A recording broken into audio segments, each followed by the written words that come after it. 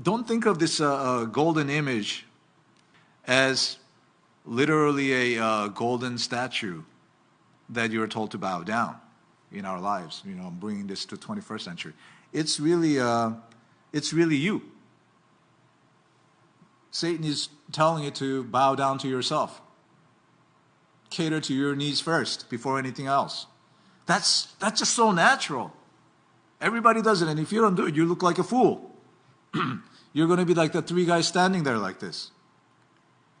Daniel chapter 3, verse 15. Now if you're ready at the time you hear the sound of all kinds of music, and you fall down and worship the image which I have made, good. But if you do not worship, and you shall be cast immediately into the midst of a burning fiery furnace. And this was their reply. O Nebuchadnezzar, we have no need to answer you in this matter. If that is the case, our God, whom we serve, is able to deliver us from the burning fiery furnace.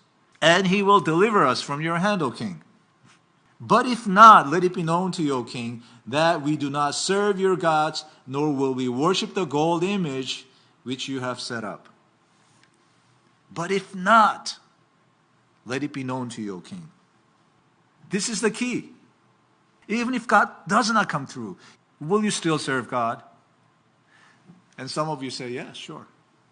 They did it. I'm going to do it. Only because you know that being faithful, you're going to be saved. There's a life after. But what if you're not going to make it in the afterlife either? So, not only are you going to starve to death, not only are you not going to be able to buy and sell, because you're not going to be able to buy and sell, and you're praying, you're still starving, there's no meal. You thought there would be a miracle, but there isn't. You're starving for 3 days, 4 days, 5 days, 6, 7 days. You're starving, you're literally starving. And nothing's happening. Not only that, when you pray, you get no peace, man. Only thing you think of is all the bad stuff you did. You are under condemnation. You feel the weight of guilt. You feel the shame. There's no peace. There's no joy. You're pretty convinced that God's done with you. You're pretty convinced that there's no afterlife for you. Will you still serve God? Why? Why did you? Why? This is the challenge. Why did they say this? Is it because they were perfectly confident in the afterlife? Or was there something else? Who is your reward? Is it the afterlife? Is that your reward? Or is it Jesus? Who is your reward? Is God your reward?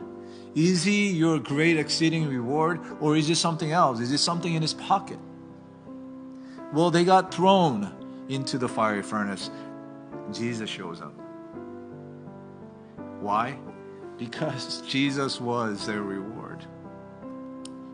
They will go down and get burned up in the fiery furnace, honoring God and glorifying him.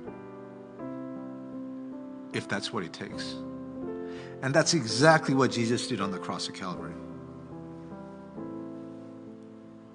So they met Jesus in this fiery furnace because their hearts met the heart of Jesus.